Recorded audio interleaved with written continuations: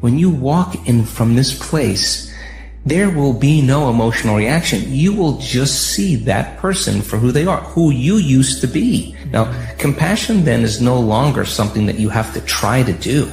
It's the end product of doing the work. And I think that if you think that your thoughts have something to do with your future, just from a theoretical standpoint, that your thoughts create your destiny, and you think 60 to 70,000 thoughts in one day, and 90% of those thoughts are the same thoughts as the day before, well, then your life isn't going to change very much as long as you're thinking the same way. And those same thoughts lead to the same choices. The same choices lead to the same behaviors. The same behaviors create the exact same experiences, and we anticipate the same feelings or emotions from those experiences, and those emotions are the payoff that drive our very same thoughts. Well, our biology, our neurocircuitry, our neurochemistry, our hormones, and even our gene expression will be equal to how we think, how we act, and how we feel.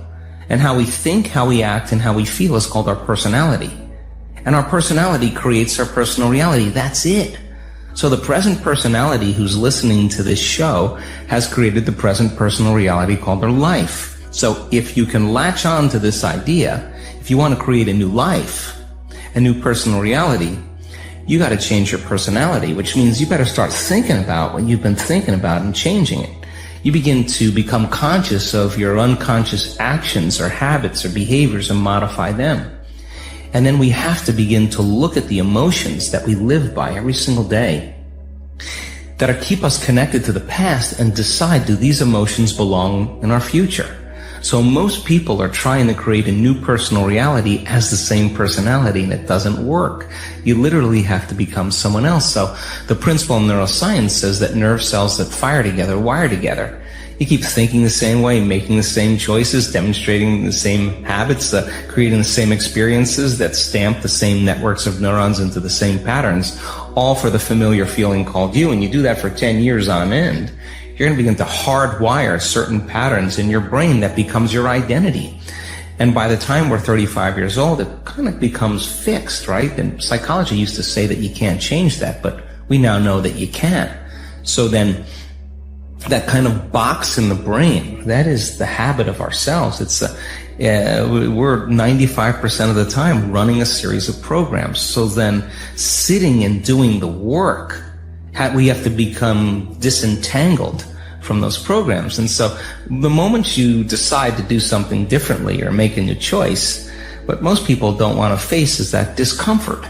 And that discomfort, that uncertainty, that lack of predictability, that unknown is what people are afraid of, because they'd rather live in guilt. At least they can predict who they're going to be than take a chance in possibility. You know, you have to really begin to mentally rehearse. Like, so you ask yourself at the end of your day, I do this every day. How'd I do? How'd I do today, bro? How'd you do? Just do good? Where'd you fall from grace? What was it that caused you to go unconscious for the rest of the day? Like, what was that moment? Now, if you're a student of life, you'll begin to contemplate, well, it was that person that said that thing, then I reacted, or I got this email, or things didn't go my way, and I started feeling angry or frustrated or fearful. The next time that happens, how could I involve my experience? Now, you may have to search for some answers of the best model to build, or you may actually have a long contemplation and start to go, God, the next time that happens, I think I'm going to do this, or I'm going to do that, or I'm going to plan my behaviors. And the act of closing your eyes and rehearsing what you're going to do begins to install the neurological hardware in your brain to look like you already did it. Now the brain is no longer a record of the past. Now it's a map to the future. And if you keep installing that hardware, the hardware will become a software program, which means you'll just start acting like a happy person. Why? There's no magic there. You installed the circuitry. So that's more important than the news. Right. It's more important than answering any email or any text. It's more important than talking about your past or some dinner. If you can begin to just think about how you're going to do it differently. That's the building process neurologically already. So now you have to get conscious in order to do that. And it takes some time. That means you got to shut your cell phone off. You got to close your door. You got to take a break from everything out there and begin to practice. And so by experience then, you start noticing, oh, here it comes the frustration, here comes the fear. And now we've given people the tools to be able to self-regulate, to create brain and heart coherence. And so you see people say, excuse me 1 minute, I just need a minute.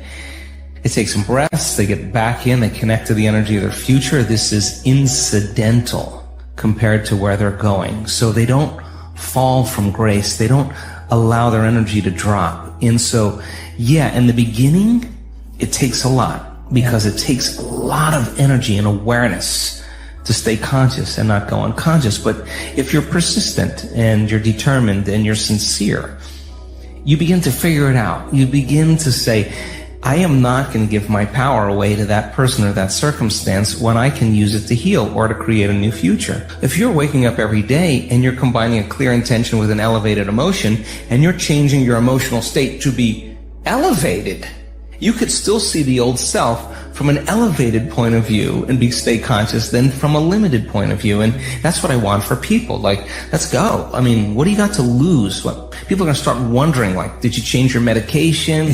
What's up with that guy? Something's different about him. You're not predictable any longer, right? And I always say to our community, you know, when you're changing, you just stop talking about it. You're just too busy being it. Something's happening, you know, and that's the repetition of getting a few days in a row of that really well. I always say, God, if you had a great meditation, you wake up feeling better at the end of that meditation than when you started, and you do that the next day, and then the next day, you're going to start feeling better all the time.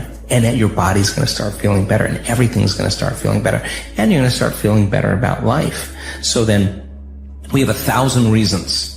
I have more than 1,000 reasons every day to be unhappy with managing companies and staff and people, all that. But then when you rise above that and you choose just who you want to be, I think it makes a big impression on your family, first yourself, and your family and your friends and the people you work with, and then finally our community. So I think that people are starting to figure that out there. And when they imagine oxytocin levels in our student body, the love hormone, the love chemical, 200 times outside of normal. The latest research on oxytocin is slight elevation on oxytocin. It's impossible to hold a grudge. Now, so then, what that means is you feel so amazing that why would you want to hold a grudge against that person? So forgiveness then is not something that you have to try to do to be spiritual. It's the side effect of saying, I don't want to give up this feeling for you or anybody, so I'm letting it go. I'm freeing you, I'm freeing myself, and my goodness, there's more liberation of energy. I call that the natural state of being, and we're knocking on that door. Why? Because as you begin to open your heart to life again, and you start trusting in your future and trusting in yourself a little bit more, and you start self-regulating with your heart, you do that properly, and you lead from that place, from that level of awareness, your life will change in dramatic ways. And why is that essential? Because when people start doing that effectively, oxytocin signals nitric oxide. Nitric oxide signals a chemical called endothelial-derived relaxing factor. And that causes the arteries in your heart and lungs, Jay, to literally swell. Just like when your sexual organs are aroused and blood flow moves into them, male and female, that's a different consciousness. There's a different energy in there. Imagine the same intensity moving into your heart. That's what people are experiencing. That is a level of love. It's not like a love for your puppy. It's not like a love for your partner. This is transcendent of that. This is the most familiar, unfamiliar feeling you will ever have. It'll be distant and at the same time very close.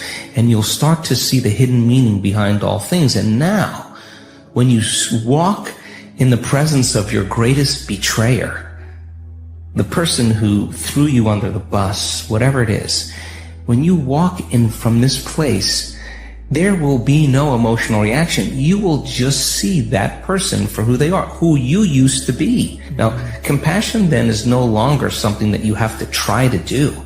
It's the end product of doing the work. And I think that mystics and saints and masters of old understood this. So when they thought of that person, they didn't allow that thought to produce a feeling or an energy that would lower their energy. They understood that when they had the thought of that person, they saw their limitation. It wasn't hurting them, it was only hurting themselves. Now, I think that if the world was doing that, wow, we'd have a very different world.